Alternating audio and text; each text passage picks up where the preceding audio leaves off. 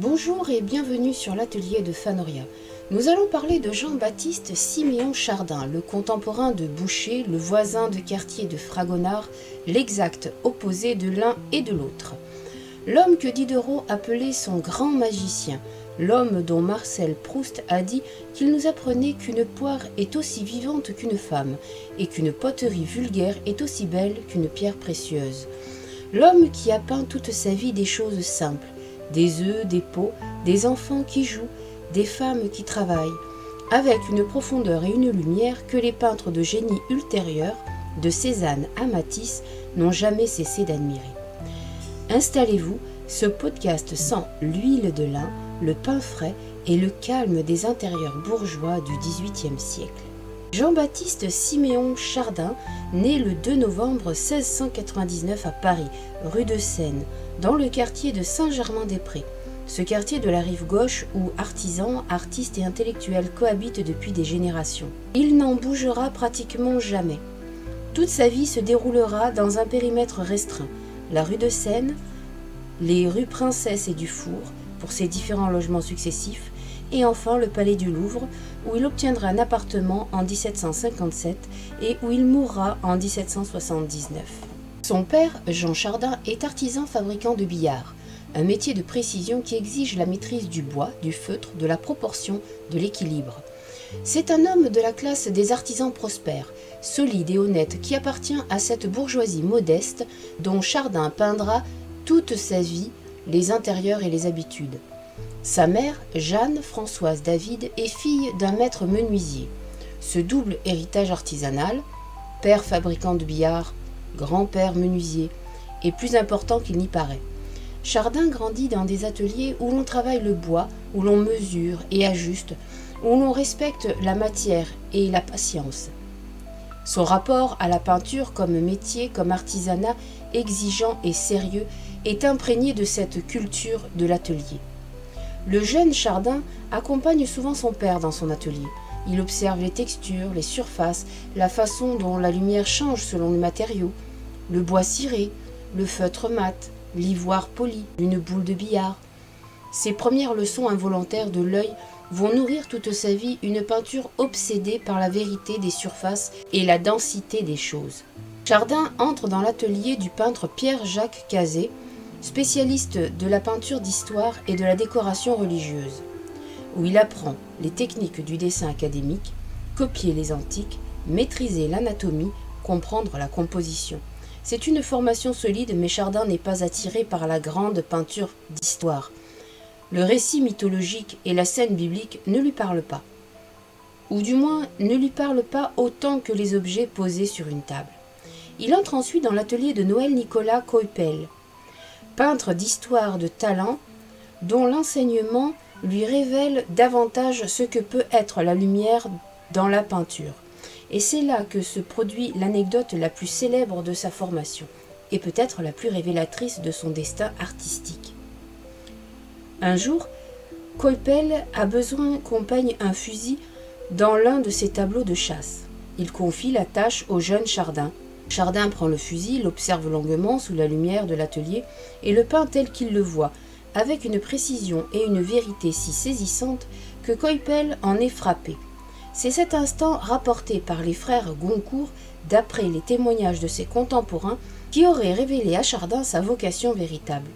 Non pas la grande peinture d'histoire avec ses dieux et ses héros, mais la représentation patiente, obsessionnelle, lumineuse des objets du monde réel.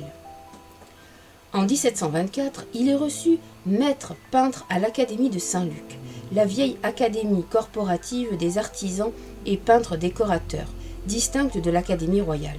Il commence à travailler seul, peint des enseignes pour des marchands et des chirurgiens amis de son père et commence à accumuler des natures mortes dans son atelier. Il travaille lentement, d'une lenteur quasi monastique, revenant sans cesse sur ses toiles, modifiant, ajustant. Cette lenteur n'est pas de l'hésitation, c'est de la rigueur. En 1728, un événement décide de toute la suite. Chardin expose place Dauphine à l'occasion de l'exposition de la jeunesse, une manifestation annuelle qui se tient dans l'espace public et où de jeunes artistes présentent leurs travaux. Il expose plusieurs natures mortes, parmi lesquelles 2 toiles d'une taille et d'une ambition inhabituelles, l'arrêt et le buffet. Parmi les visiteurs de l'exposition se trouve le grand portraitiste Nicolas de Largillière, l'un des peintres les plus réputés de Paris et membre éminent de l'Académie royale. Largillière s'arrête devant la toile de Chardin. Il reste longuement. Il revient le lendemain. Il est stupéfait, non par le sujet, mais par la façon dont la lumière existe dans ses peintures, dont la matière des objets est rendue avec une vérité qu'il n'a vue chez personne. Il use de son influence pour que Chardin soit immédiatement reçu à l'Académie royale. Chose rarissime, Chardin est reçu et agréé le même jour. Le 25 septembre 1728, il offre à l'Académie ses 2 morceaux de réception, l'arrêt et le buffet. Les 2 toiles sont aujourd'hui conservées au musée du Louvre. L'arrêt mérite qu'on s'y arrête. Elle représente une raie éviscérée accrochée à un crochet par la queue, éclairée de face, dans toute la vérité anatomique légèrement effrayante de sa chair ouverte, de ses nageoires translucides, de ses entrailles rosées. À gauche, un chat pose une patte sur une huître, l'œil aux aguets. En bas, sur une table de pierre, des huîtres, un couteau, une casserole de cuivre. Cézanne copiera cette toile des décennies plus tard. Au musée du Louvre, il dira qu'elle est l'une des peintures les plus parfaites qu'il ait jamais vues. Matisse en subira le choc à son tour. L'arrêt de Chardin est aujourd'hui considéré comme l'un des chefs-d'œuvre absolus de la nature morte européenne. En 1720, Chardin avait signé un contrat de mariage avec Marguerite Saint-Art, une jeune femme de son quartier, mais le mariage n'a pas lieu, faute de ressources suffisantes pour s'établir. Il faut attendre 11 ans. En 1731, Chardin épouse enfin Marguerite. La même année, son père meurt. Son fils Jean-Pierre naît en novembre. En 1733, naît sa fille Marguerite Agnès. Puis, les coups s'accumulent. En 1735, Marguerite Saint-Art meurt. En 1737, la petite Marguerite Agnès meurt à son tour. Chardin se retrouve seul avec son fils Jean-Pierre. Et cette série de deuils, difficile à établir avec certitude dans sa résonance intérieure, a peut-être contribué à l'évolution de son œuvre vers les scènes de genre, vers les figures de femmes et d'enfants dans les intérieurs. Comme si peindre la vie domestique était une façon de continuer à l'habiter. En 1744, il se remarie avec Françoise Marguerite Pouget, une veuve aisée, plus âgée que lui de quelques années.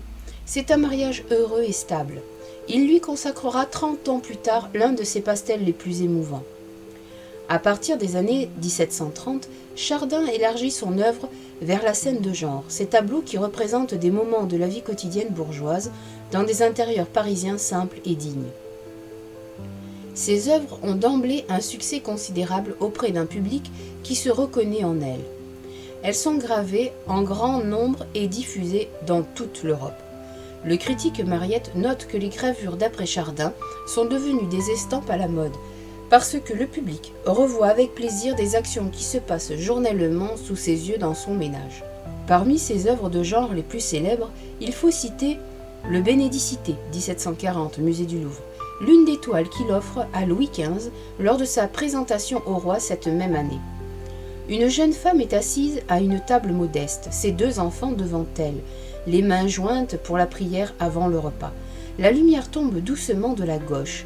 Il n'y a pas d'anecdote, pas de sentiment appuyé, juste la vérité d'un instant répété chaque jour dans des milliers de foyers bourgeois de France.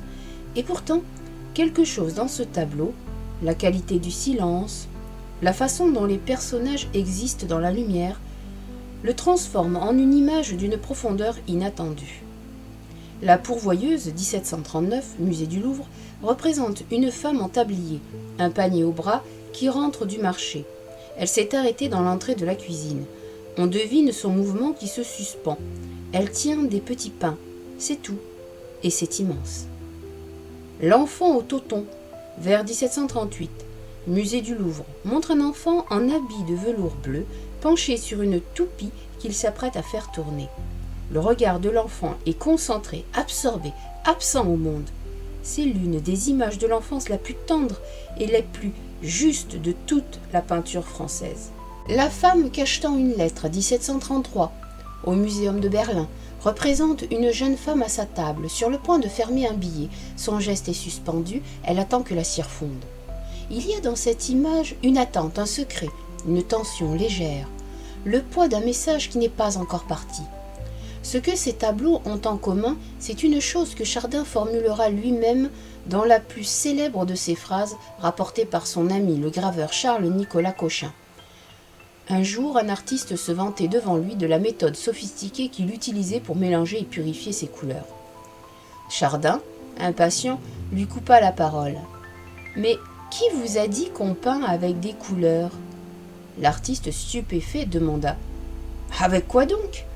Et Chardin répondit « On se sert des couleurs, mais on peint avec le sentiment. » La technique de Chardin est aussi originale que ses sujets et tout aussi difficile à classer. Il peint lentement en posant ses touches de couleurs les unes à côté des autres sans les fondre ni les lisser, comme le pratiquent la plupart de ses contemporains. Un amateur de l'époque, Bachaumont, notait avec perplexité la manière de peindre de Chardin est singulière. Il place ses couleurs l'une après l'autre, sans presque les mêler, de façon que son ouvrage ressemble un peu à de la mosaïque. Cette remarque est juste, mais elle manque l'essentiel, car cette mosaïque de touches vue de près paraît presque brouillée, presque indistincte.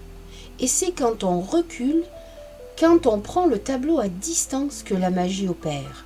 Les touches se fondent dans l'œil du spectateur et une unité, une douceur, une lumière parfaite émerge de ce qui semblait fragmenté. Chardin ne peint pas la lumière, il la construit touche à touche, de la même façon qu'on bâtirait un édifice brique par brique. Cette technique, que ses contemporains trouvaient étrange et que certains critiques comparaient déjà au procédé des peintres flamands du XVIIe siècle, sera redécouvert par les impressionnistes et notamment par Cézanne comme une anticipation géniale de leur propre recherche. Cézanne copiera plusieurs tableaux de Chardin au Louvre et quand il formulera sa propre théorie de la touche, ces petites touches de couleurs pures qui construisent la forme et l'espace, c'est en partie de Chardin qu'il parle sans le dire. C'est dans l'exercice de ses fonctions à l'Académie royale, dont il devient conseiller, puis trésorier, puis responsable de l'accrochage du salon à partir de 1755, puis officiellement à partir de 1761, que Chardin rencontre Denis Diderot. Diderot est le plus grand critique d'art du siècle.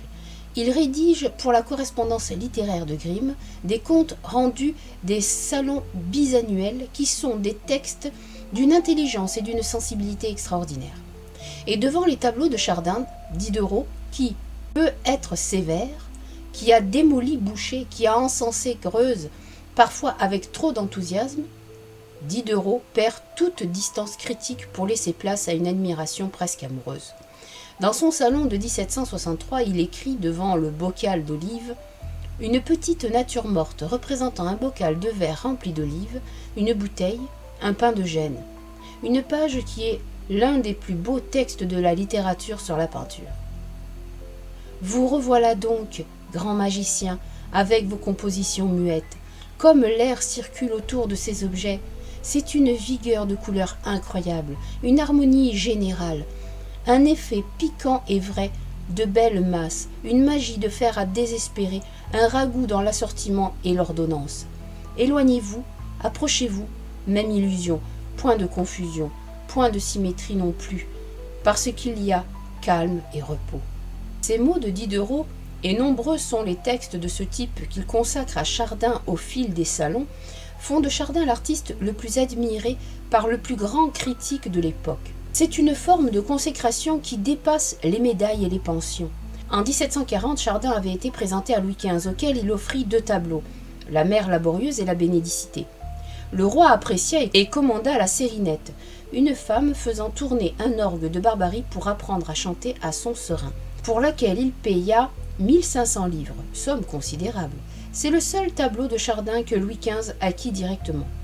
En 1757, sur intervention du marquis de Marigny, surintendant des bâtiments du roi, Chardin obtient enfin un appartement au Palais du Louvre. Cette distinction, insigne accordée aux artistes les plus importants du royaume, il a 58 ans, il y vivra jusqu'à sa mort. La vie de Chardin est traversée d'un drame dont il ne parla jamais publiquement, mais qui laissa des traces visibles dans son travail. Son fils, Jean-Pierre, devenu peintre lui aussi, avait reçu le Grand Prix de l'Académie en 1754 et était parti pour Rome. Il était promis à une belle carrière. Mais en 1767, à Venise, Jean-Pierre se noya dans le Grand Canal dans des circonstances jamais entièrement élucidées. Il avait 35 ans. Certains biographes ont évoqué un suicide. On ne sait pas. Ce que l'on sait, c'est que Chardin, dans les années qui suivent, revient presque exclusivement à la nature morte, comme si la peinture des objets inanimés, dans leur présence silencieuse et stable, offrait un refuge que la représentation des êtres humains ne pouvait plus lui donner. Il peint le gobelet d'argent, la brioche, le bocal d'olive, ces natures mortes de la maturité où chaque objet semble exister d'une façon si pleine, si concentrée, si lumineuse qu'il en devient presque sacré. Marcel Proust, qui méditera longuement sur Chardin, écrira « Nous avions appris de Chardin qu'une poire est aussi vivante qu'une femme, qu'une poterie vulgaire est aussi belle qu'une pierre précieuse. Le peintre avait proclamé la divine égalité de toutes choses devant l'esprit qui les considère. » À partir de 1770, Chardin commence à souffrir d'une maladie dégénérative de la vue. Ses yeux le trahissent progressivement. Les nuances fines, les subtilités des lavis deviennent difficiles à percevoir. Il doit renoncer à la peinture à l'huile, dans laquelle sa maîtrise reposait sur les distinctions de valeur et de couleurs d'une précision extrême. Mais il ne renonce pas à peindre. Il découvre le pastel, cette technique de dessin coloré sur papier qui travaille par touches sèches et vibrantes et qui lui offre une liberté et une immédiateté différentes. Et dans cette technique nouvelle, à plus de 70 ans, il accomplit quelques-unes de ses œuvres les plus bouleversantes. Les deux portraits au pastel de 1771 et 1775, conservés au musée du Louvre, sont parmi les images les plus saisissantes de l'histoire du portrait français. Dans l'autoportrait à l'abat-jour vert 1775, Chardin s'est représenté avec un abat-jour de papier vert sur les yeux.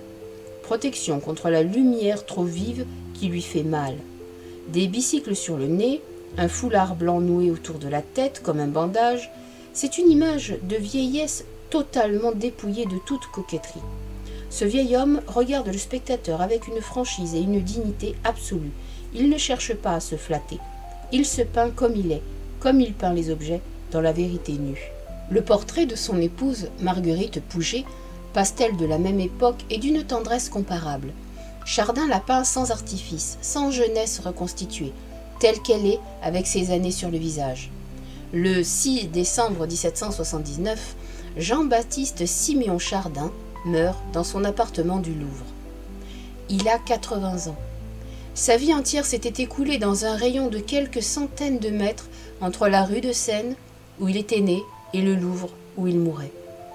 Il n'était jamais allé à Rome, n'avait jamais voyagé en Italie, n'avait pas parcouru l'Europe comme ses contemporains. Il avait regardé le monde de très près, depuis un appartement parisien, et ce regard avait suffi. L'héritage de Chardin est l'un des plus étranges et des plus féconds de l'histoire de l'art français. De son vivant, il était admiré, mais un peu à part, un peu en marge de cette époque rococo. Diderot l'aimait, mais Diderot était lui-même en opposition avec le goût dominant. Les collectionneurs appréciaient ses tableaux, mais à des prix modestes. Ils n'avaient pas la gloire de Boucher ni la célébrité de Fragonard. Après sa mort, la Révolution et le néoclassicisme de David relèguent toute la peinture du XVIIIe siècle dans une réprobation générale. Chardin disparaît avec le reste. Puis vient la redécouverte. Les frères Goncourt, dans leur grande étude sur l'art du XVIIIe siècle, publiée au cours des années 1860 et 1870, lui rendent une justice éclatante. Et Cézanne commence à copier ses tableaux au Louvre, notamment l'arrêt, avec une intensité qui dit tout de l'importance qu'il lui reconnaît. En Chardin, Cézanne trouve un précurseur qui avait résolu, avant lui, le problème de la construction de la forme par la couleur, de la solidité de l'espace sans recours à la perspective traditionnelle. Matisse, à son tour, sera influencé par Chardin dans son rapport aux objets, à la table, aux intérieurs, et Proust, dans ses essais critiques, lui consacre des pages qui sont parmi les plus belles de la littérature sur la peinture. Le XXe siècle fera de Chardin l'une des références majeures de toute une tradition de la peinture de l'intime et du quotidien. Giorgio Morandi en Italie, Balthus en France et bien d'autres. Chardin avait peint des pots, des œufs, des enfants qui jouent, des femmes qui cousent.